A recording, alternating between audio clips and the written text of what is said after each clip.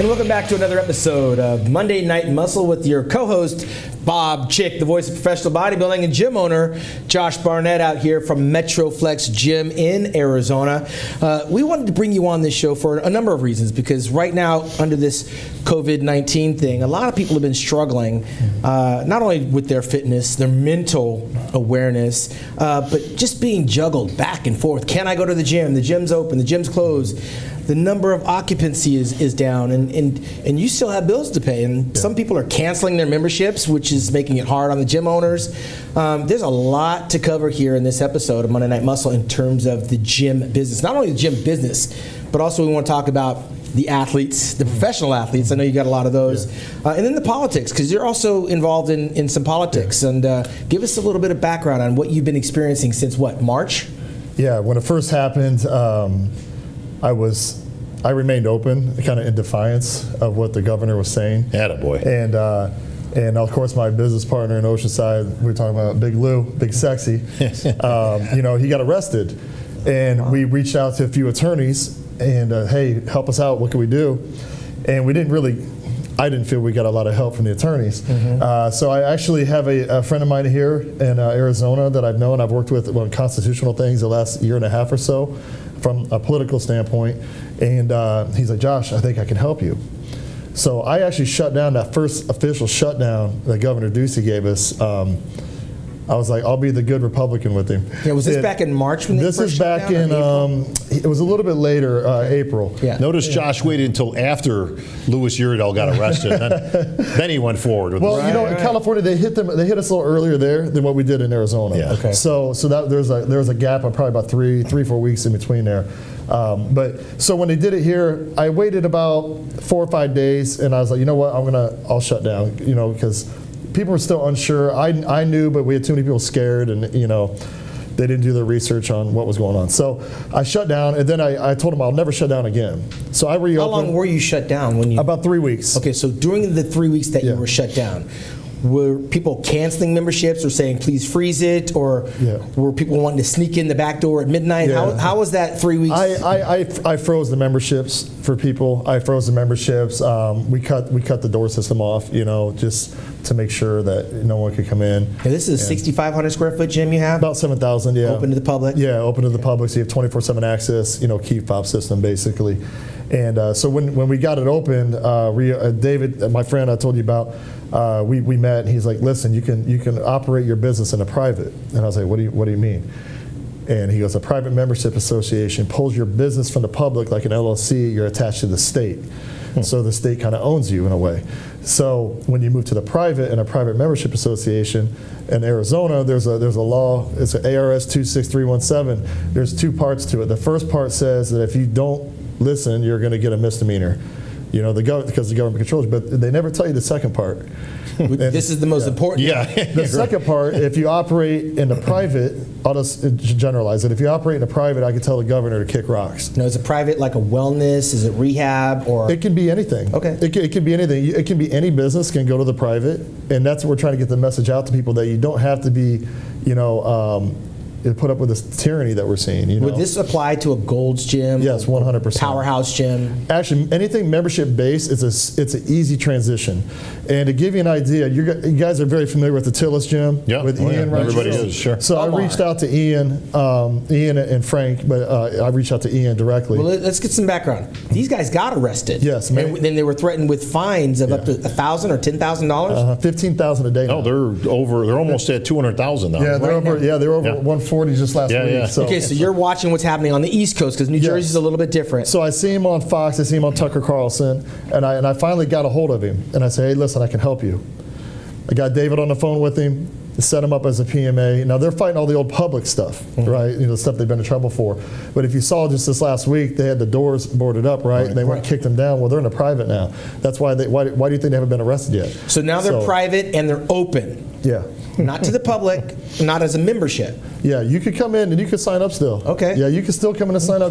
You're in the private now. So. But do they have to answer for any of the things before they went private? For example, Tillis Gym. Yeah. They were being fined. Yes. And they were dealing with a public situation. Are they still financially going to have to deal with that? They're still going to have to deal with it, unfortunately. But I think in the end they'll end up coming out on top. Okay. Because what we do with the affidavits is we'll tell them every day you interrupt with their business, you owe $30,000 a day. Yeah. So you're going to fine me 15, we're going to fine you 30. You know, so there's some stuff that they're working on to fight back as the people to be able to fight back. So Tommy hasn't been in trouble. So Tommy's second gym reopened. And then they started giving him a little trouble, right? So they wrote him citation. This is recently, like Thursday, Friday, Saturday, that 3 days in a row they cited him. So David's like, take this affidavit to the police. Now we're sending this directly to them on a personal level, not to the state. We're coming after you on a personal level. So when they see their name on it, they're like, we don't want to touch that. You're scared. You know, the weird thing about this whole thing, and it's not just the gym business, of course, but it's everything in its whole, is there's not one reason for it to be shut down. Like like the Utilis guys, they keep saying the same thing, which is, show us where this is a risk. Show it where this is a bigger risk than a supermarket or a hair salon or a massage parlor. The strip clubs are open. But the simple math on that, on the other side, is you have a gathering of people for an indefinite amount of time, that if you have a gym that could house 500 people, apparently you're going to have those numbers drastically reduced to be in one place at one time. Not to mention it's the right place for germs. I mean, the gym place, there's a lot of germs going on. Listen, there's germs everywhere in our world, but if they were smart guys, what they should do is declare it a protest against skinny geeks, right? Yes. They can't shut you down. My gym is full of skinny geeks. There you go, right? We're protesting against... So, but he's doing it legally. So you found, is it a loophole? You said it was part two of I wouldn't say it's necessarily a loophole, but it's something lawyers don't want you to know. So when I went and talked to, I won't say the name of the franchise here in Arizona, it's going to have something big happening by Monday. But when I went and told them, and David sat down with them, and sat with the owner, the president, and the COO of the company, and we told them what to do. And they were like, wow, you know? And we showed them that ARS 26317. Well, the say owner, it again, ARS 26317. That's the code. Yeah, if you Google that and you go to Arizona, you'll see it, and it'll pop right up for you. But the owner of the company, he's like, yeah, I've heard of that. You know, he heard of it because he's been doing his research. I go, well, did you see the second part of it? No, they only showed me the first part, you know? Wow. So, and they go, this is why, one of the reasons why we can get you guys into the private and you can reopen. So a lot of gyms have added the outdoor component. They've taken a lot of their equipment, put it out into the parking lot, put up some tents, and it seems like that's the route that most of these gyms are going. But they don't have to. They don't have to. They're bending over backwards for no reason. I mean, it's completely, the idea that germs are here but not over here is so ludicrous to me of any of this stuff. So I put up a tent out in the parking lot, painstakingly move all the equipment out there, and all of a sudden it's a safe zone of germ-free training. Well, there's a lot of people that are afraid of this thing. Look, 170,000 people have died since they got. But those numbers are fudged. And so the numbers are. Well, there's a whole lot of conspiracy theories out there, but the numbers are there. This is not conspiracy. I can tell I'll explain it. When you talk to the families of the victims, it becomes very real. So there's a fear factor. The caution is, do I want to jump back into a gym, which is ripe for germs? Now, of course, you've got your protocol. But if you're open legally, give me a reason why I can come back into your gym, which would be considered a hot zone under the COVID-19 regulations. Why would I want to come back now? If you're a healthy person under 70 years old, you have zero worries about anything. You could have it. I prefer to just get it over with, because it's 0.02% fatality rate. The flu's 0.1. Right. The flu's 0.1 is 0.02. Now that's adding everything is COVID, so it's actually less than that. Most people don't know how they got the flu or when they contracted it. No, exactly. So when you say just get it, it's like, where do you go to get it? I don't know. I'm going to see if somebody has COVID to cough on me or something. Yeah, you wouldn't. I'd rather get it because I know I have an immune system. You know, and I have no problem. And you attribute your working out and your training and nutrition as one of the major combatants for COVID-19. So let's get past the conspiracy theory as to why they close all the gyms down. Your gym is open. What have you done differently now with this rule that when I come into your gym, how's it going to look different than when I was there 3 months ago? You know, it's pretty much the same. Outside of, we kind of make it, and everybody's been very good about it. You know, hey, wipe your stuff down. You know, even though we know it's antibacterial. But people are wiping stuff down. They're even wiping handles off when they're done. Which I just kind of, you know. Which they should have been doing anyway, just for sweat purposes. mean think disgusting. So. Yeah, I don't want your nasty sweat on me. Exactly. Then we have, we do a twice a week a fog. It's like a basically. fumigation. Yeah. What is in that fog? I want to know what I'm inhaling. It's just a disinfectant. It's like a Lysol type product that's in there. Antiviral. I just think that's it's an cool that antiviral. you could potentially come out of the locker room into like through the fog, bro. Like before you're going to do your And set. it kills the. No, the football I'm players just are talking doing that. dramatics. I'm talking like the look of it. It's like a WWE style. like a WWE always entrance. add more But is it a laughing matter? Has anyone in your gym been sick? Do you know anyone that's been sick? I don't know anybody from the gym that's been sick. Have people been complaining about, look, I want to come back, but how are you going to protect me? And if I get sick in your gym, can I hold you responsible? Hundreds of people signing up since I've reopened. Are they signing a waiver, by the way? They sign a waiver. The PMA is what, again, protects you from that too. You're part of our church. Okay. You could never know where you get it from, though. True. Listen, you could have got it at the gas station before you went to the gym. You could have got it from your brother when you were home before you went to the gas station before you went to the gym. Some of the regulations now with some of the states they're requiring that you get a test before you travel. So, and we know how hard it is to get a test and how long it takes to get it back. The tests are 50% false positives minimum. So the tests are BS anyways. Yeah. So, and then if you take that into effect on a COVID body, the death body counts, if 50% are false positives, then that means 50% of those deaths are false as well. Well, the death count is rising. Am I going to get a temperature control when I come to your gym? No, absolutely not. You know why? Because you can take an aspirin and just sneak right on in, right? Do I have to wear my mask when I walk in your gym? So Arizona, under this law, I'm not required to wear a mask in your gym? In the private, you can do what you want. I get. So he's saying he's going to open up under the private. Right. But if I walk in there, I want to see people wearing a mask like me because I'm trying to protect myself from them. Honestly, I couldn't care if one person was isn't this a free for all in your gym? If you want to wear a mask, and if masks work, you can wear one. You shouldn't care what anybody else does. Correct. So if your mask works, what do you care if I got one? What my point is, if I walked into Costco, which demands you to wear a mask, and someone's in there not wearing a mask, it's terms to fight. I don't want to go in your gym and get in a fight with someone. No. That's your rules. That's the rules of Costco. I follow them. If I want to go to Costco and shop, which I won't now because I wear masks. I hate wearing a mask. I'll send Bella there. I can't. Give me a very, very, very strawberry. I got to get one. So the pure stupidity of it is mind blowing to me. If you've got a mask on, not you personally, but anybody out there has a mask and they actually believe it works, then whether I have one on is irrelevant. Yeah, if your mask works, it works. And they're saying, well, it's different because, and then you see these stupid memes out there on Facebook with two people peeing on each other. Well, see, and then they got the pants on, and then no pee is getting on each other. And it's like, that is the dumbest analogy I've ever seen in my life, okay? All you need to know is one fact. 0.30 microns. 0.30 microns. That's how big the virus is. That's so small that the fabric of the mask, all these elaborate paper and bandanas and ridiculous, stupid looking, the only people getting rich are people that are making masks. Yeah. God bless them.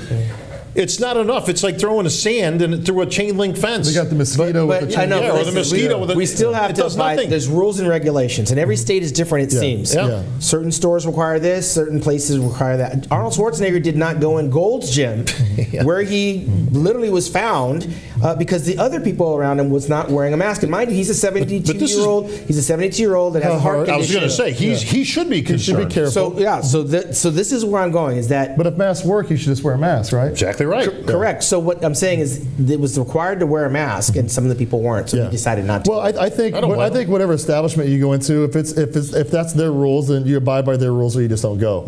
At my gym, even if you wear an N95 or an N100, those are only made for like a sterile setting. Right. It protects you, but what you breathe out goes right through that filter.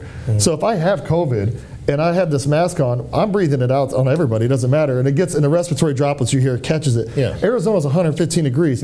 That respiratory droplet is like, it evaporates like that. But numbers in Arizona are very high in terms of positive test results. Here's the problem, though. We've been testing a lot. When you talk about the death count, the death rate, the positive count. 173,000 as far as the count. But again, we don't even know, like Josh said initially, you don't even really know how many of that's due to COVID. How many of those people would have died from catching the flu, which they have numbers for years. And listen, the idea that they're going to have a vaccine is ludicrous. They haven't come up with a vaccine for anything since we were kids. It does get beyond. Listen, it does get beyond the scope of what we're talking about in terms of gym ownership, because we could talk about the landing on the moon, and you have an opinion, I have one. The rules of the gym are like, if you go to a gym, like in Arizona now, they decided to reopen like EOS, for example, out here, which is EOS is a gym franchise. So EOS You can go to 10% capacity. I don't know why you'd even bother opening because you're losing money. But you have to wear a mask the whole workout. So that's not probably a good thing when you don't get as much oxygen while you're training or doing cardio like you're doing oxygen deprivation. But they also limit the number of people in the gym. Yeah, 10%. So there's more now, breathability. what this company that's going to reopen on Monday in the private is going to be 100% full capacity. And if you want to wear a mask, wear one. If you don't, don't. If you're scared, stay home. Now, what company did you say is going to open? I can't say. Okay. So this company is going to open at full capacity. It sounds like it's going to be, everybody's going to be there, like back to school special. Yeah. And we saw what happened in Atlanta when the schools opened up, and then you had this high positivity rate, and they had to shut back down. But how many died? 0. Kids don't die from this. No. People under 70 aren't dying from this. If you're over 70, you got to be careful. But again, the fatality rate is 0.02%. The flu's 0.1. I'm not going to stay home for a 0.02% fatality rate. The bottom line is, if you look at the facts, it's like an old Abbott and Costello who's on first skit. So if I wear the mask, I'm good. But if you're 6 feet apart, that's okay too. But if I'm 6 feet apart, they still want you to wear a mask.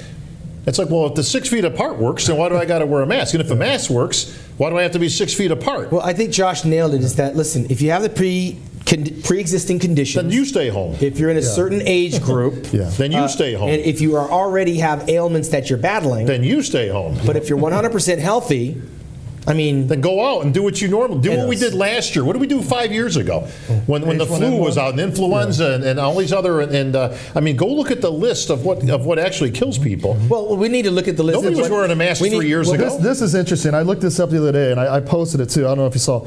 I had total deaths for the year, per day, broken down per day. This time last year, there's actually 600 deaths less per day than last year. With the pandemic With the pandemic. It shows you everything you want to know. They're counting everything as COVID. That's why death rate's down a little. So you would think it'd be significantly higher, right? Now, even if you look from 1985 to 1991, there was more deaths per day during that entire stretch than we have right now in 2020 so far. Listen, there was no pandemic at the time. We can go right down the list, Josh. They're just counting it all as COVID. Zika, H1N1, West Nile virus, Ebola, tuberculosis, the regular influenza, the flu. Nobody ever wore a mask for any of these things. We've been dealing with this stuff since we were born, since the beginning of time. You have decades of viruses that we've been studying, right? Dr. Fauci, the fraud criminal. Dr. Fauci. But he's been studying this stuff for decades. And you're trying to tell me they've never studied a coronavirus and a mask and if it works or not? All these decades, they know it doesn't work. It's a way to control you. It's a way to it's all about submission. It's all about submission to the government to control you, to control the economy, to make the economy fail so they can push their agenda and their objective, which is to get Donald Trump out of office. And that's just what it is. Okay, so I don't work for the government, but I do know I don't want to get coronavirus, whatever that is. I don't get sick normally, but knock on wood, Corona's not coming to my front door. But Dr. Zelenko says take quercetin, 500 milligrams, 2 to 3 times a day. Of course, vitamin C is always one, but he said the quercetin and zinc I heard you is can take a whole great. lot of stuff to battle this situation. But those two in particular. If I'm healthy, I'm not taking anything. Listen, Number one, I'm anti-vaccine. You would have no problem. If you got your butt back in the gym, that'd be and nice. actually got healthy. I'm retired, Bob. I mean, come on. I'm walking these days. He wouldn't fit in the screen. He barely fit in today. Well, the main thing is I want to get this out to the gym owners that are closed, that are afraid when they get that legal letter of reopening or trying to circumvent or come in the back door. Yeah. The number one thing that the gym owner that's not open right now, the first thing he should do is what? Send you an email? He should call me. Which is what? Call Josh. Call me. You can actually, the best way to get a hold of me would be the direct message me either on social media, whether it's Twitter, Facebook, or Instagram. Message me, Josh, I need help. So that's it, Josh, I need help? Yes. What's exactly, the handle? Josh, it's at Barnett for AZ. At Barnett. For AZ. FOR. FORAZ. Yeah. And beyond the gym, you have some political aspirations, which is why I'm assuming you were throwing a few things out there. You're headed in what direction right now? As a result of this, I think the COVID got you motivated to get into politics? Well, I announced a run a year ago, about over a year ago, but this just so happened that this was kind of right up my alley in a way because I'm reopening gyms locally that are competition to me, but it's not about that. It's about saving now this company 1,300 jobs, and this guy's losing millions of dollars, and I couldn't sit there and let that happen, So what are you running for? I'm running for United States Congress, District 7 here in Arizona. I run as a Republican, and I just won the primary on August 4th. And we're moving forward to the election November 3rd. And you've been in the gym business for how many years? 16 years. I've had MetroFlex out here going on almost 11 now. Yes. The bottom line is this: if the bodybuilders were running this place, we wouldn't be having these problems. The gyms would be open. That's number one. But listen, we've always been ahead of the curve, no pun intended. It's true. All right, when it comes down to it, a healthy immune system, eating properly, not being at the 100 pounds overweight, not having diabetes, all these things are going to help you to combat this. It's not staying out of a gym or staying out of here or not going to parties. It's ludicrous. Yeah. Well, I can tell you one thing, that a sound mind and sound body is definitely the best way to fight off any of these type of ailments, because you can go crazy in your own head, Suicides not are going up to the gym. 600%. Depression is up. You know, and it's, when you have suicides up 600%, that's depressing to even think about. But a lot of it is because people are not in the gym. You know, a lot of people, that's their outlet. You know, especially it's the people with collateral PTSD damage and stuff like that. You know, so the collateral damage from this thing, the suicide rate, Yes. people going out of business, bankruptcies, cancer. People weren't getting screenings. I mean, they weren't people, doing stuff. I mean, people tend to forget all the ancillary stuff that has gone on. Yeah. When they shut down the hospitals because they didn't want to get overwhelmed, which they never did, and they sending ships up to New York that 18 people used it when it's got a capacity of 4,000. People can't get screened for cancer. People are putting off their elective surgeries. People are putting off getting in there and getting themselves checked out for things that they really should have had attention to 6 months ago.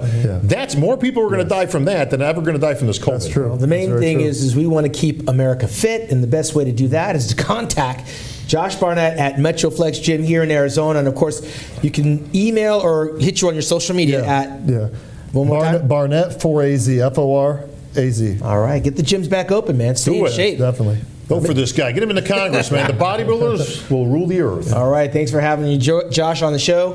And again, for the voice of professional bodybuilding, Bob Ciccarillo, I'm Sean Ray here at Monday Night Muscle.